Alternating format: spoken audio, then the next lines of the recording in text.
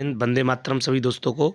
दोस्तों, आज के इस टॉपिक में हम प्रारंभ करते हैं जेरोम ब्रूनर का संज्ञानवादी सिद्धांत। जेरोम ब्रूनर का संज्ञानवादी सिद्धांत, ये सिद्धांत दोस्तों संज्ञानवादी सिद्धांत जीन पियाजे ने भी दिया था, जो हमारे यूट्यूब चैनल पर वीडियो इसकी पड़ी हुई है दोस्तों। और इनका ये विकल्प रूप है जेरोम ब्रूनर का संज्ञानवादी सिद्धांत। इन्होंने दोस्तों ये अगर बात करें, ये मनोविज्ञान जो थे वो अमेरिका के निवासी थे दोस्तों। जेरोम ब्रूनर अमेरिका के निवासी थे और इन्होंने संज्ञानवादी क्षेत्र या मानसिक प्रक्रिया, या हम ये कह सकते हैं दोस्तों स्मृति, स्मरण या चिंतन, तर्क, ये सब संज्ञान के अंदर आ जाते हैं दोस्तों।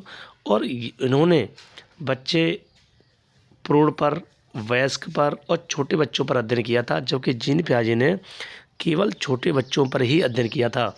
इन्होंने सभी प्रकार के बच्चे लिए थे दोस्तों, और इन्होंने बुद्धि का मानसिक विकास बच्चों का देखा था कि बुद्धि का मानसिक विकास बच्चों के अंदर किस प्रकार है, बड़ों के अंदर कैसा विकास है, छोटे के अंदर कैसा है, और जो वयस्क होते हैं उनके अंदर बुद्धि का किस प्रकार से विकास है दोस्तों।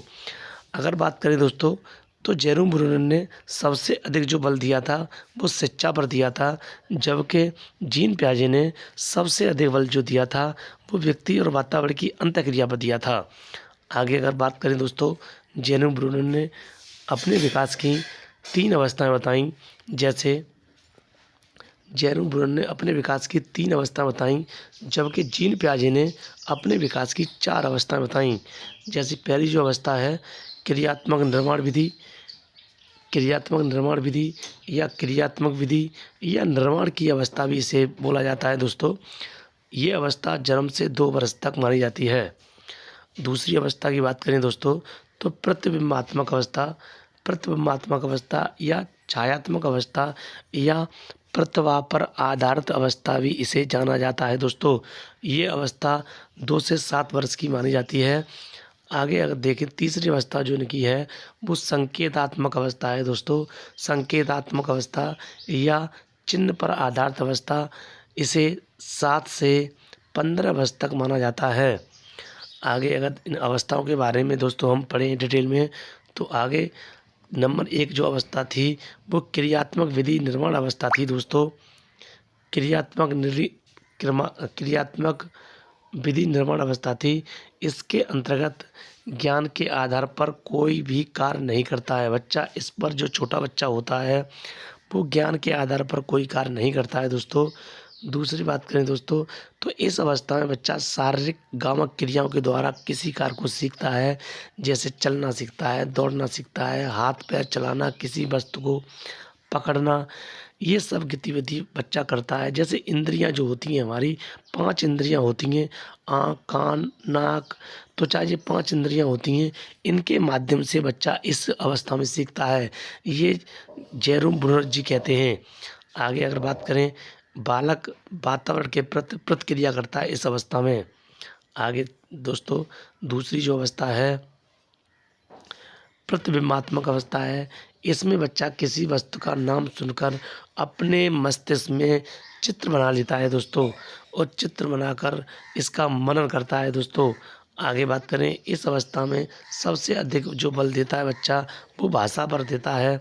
इसलिए इस अवस्था में चमक, गीत, शोर, ध्वनि के प्रति बच्चा आकर्षित हो जाता है। इसलिए इस अवस्था को भाषा की अवस्था भी कहते हैं दोस्तों, भाषा की अवस्था भी कहा जाता है। आगे देखें दोस्तों, तीसरी जो अवस्था थी वो तीसरी अवस्था संकेतात्मक अवस्था है। इस अवस्था में बालक संकेत के द्वारा सीखता है। जैसे अमूर्त चिंतन करता है, बौद्धिक तरीके से सीखता है, प्रत्यक्षीकृत व क्रियात्मक तरीके से इस अवस्था में बच्चा सीखता है। चिन्ह मतलब जैसे ये प्लस है तो बच्चा समझ जाएगा कि ये जोड़ का चिन्ह है, माइनस है तो बच्चा समझ जाएगा कि घटा का चिन्ह। इस माध्यम से बच्चा सीख जाता है दोस्तों। आगे देखें तो दोस्तों जीन पियाजे और जेरोम ब्रूनर की अवस्थाएं जो थीं वो किस प्रकार थीं। जीन पियाजे ने 4 अवस्थाएं बताईं, जेरोम ब्रूनर ने 3 अवस्थाएं बताईं। ये अवस्थाएं एक दूसरे से मिलती जुलती अवस्थाएं हैं दोस्तों। जैसे जीन पियाजे की संवेदी गामक अवस्था क्रियात्मक अवस्था से मिलती जुलती है जेरोम ब्रूनर की। दूसरी पूर्व सक्रियात्मक अवस्था छायात्मक अवस्था से या प्रतिबिंबात्मक अवस्था से मिलती जुलती है। और मूर्त अवस्था और अमूर्त अवस्था, ये दोनों अवस्थाएं संकेतात्मक अवस्था से मिलती जुलती हैं दोस्तों। तो इस अवस्था को भी आप याद रखोगे दोस्तों। क्वेश्चन ईपी टेट में बार बार यहाँ से बन जाता है कि जीन पियाजे की कौन सी अवस्था जेरोम ब्रूनर की अवस्था से मिलती जुलती है। आगे दोस्तों जीन पियाजे के बारे में देखें दोस्तों। जीन पियाजे ने व्यक्ति और वातावरण की अंतःक्रिया पर सबसे अधिक महत्व दिया, जबकि ब्रूनर ने सबसे अधिक महत्व शिक्षा पर दिया।